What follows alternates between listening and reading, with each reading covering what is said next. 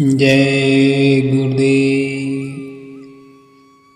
महात्मा जीवों को समझाते हैं कि जो साधन थे पिछले युगों के वो कलयुग में मुनासिब नहीं हो सकते। कहाँ सतयुग में लाख वर्ष की उम्र, कहाँ कलयुग में 100 वर्ष की उम्र, बहुत फर्क आ गया। जब मनुष्य के पास ना समय है ना सामर्थ्य है, इसलिए कलयुग में अन्य युगों की साधना संभव नहीं है। ज्ञानी अपने ज्ञान से अहंकार में मानी गुमानी बनकर यहीं रह गए। इसमें परमार्थ का कुछ भी हासिल नहीं होता। अपने झूठे अहंकार में अपना झंडा बुलंद करने के लिए कितने लोगों को खून बहा दिया। न जाने कितनी औरतें विधवा हो गईं। जीवन का अनमोल समय इन्हीं बखेड़ों में बर्बाद कर दिया। परमात्मा के पास जाने का रास्ता बाहर नहीं, मनुष्य के अंदर है। लेकिन काल ने बाहर राम कृष्ण देवी देवता बनाकर सबको बाहर ही बाहर भटका दिया। कोई पानी में, कोई पत्थर में, कोई पेड़ पलाव में, कोई मूर्ति में, कोई तीर्थ में भटक गए। असली रास्ते से दूर कर दिया।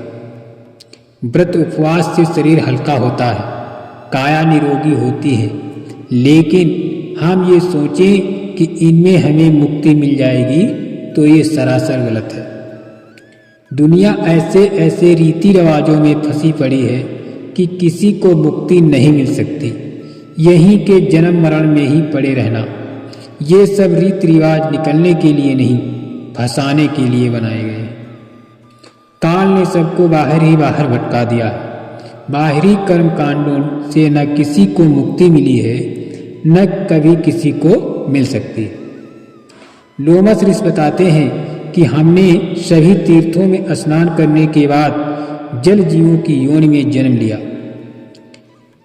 इसी तरह जल जीव योनि में भटकना पड़ा। जड़ की आशा करने पर जड़ में वास मिल जाता है। इन बाहरी कर्मकांडों से मुक्ति का मिलना बिल्कुल झूठी बात है। सहस्त्र वर्षों तक एकदशी व्रत करने पर लोमस ऋषि को मक्खी का जन्म मिला। आज की किताबों में प्रमाण है कि लोमस ऋषि को इतवार व्रत में चील, मंगलवार व्रत में सुअर, तीज व्रत में कुकर की योनि में जन्म मिला।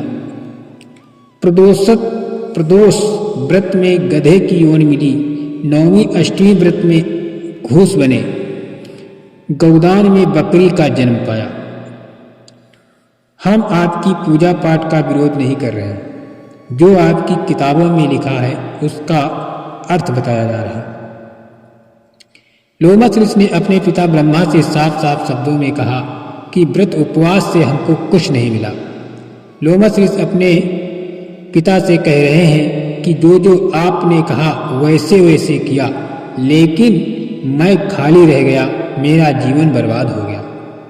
जब लोमस ऋषि को फंसा लिया तो लोमस ऋषि से ब्रह्मा ने कहा कि लोमस ऋषि यह सुनो विचारा, संत शरण में होय वारा।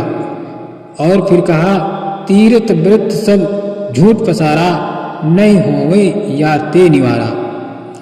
और दोबारा बताया कि ये सब झूठ मुक्त की आशा, मुक्त मिले संतन के पासा।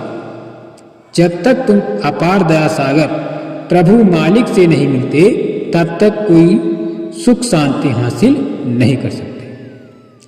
गुरु कृपा की हवा भवसागर से पार जाने का सहारा है। जय गुरुदेव।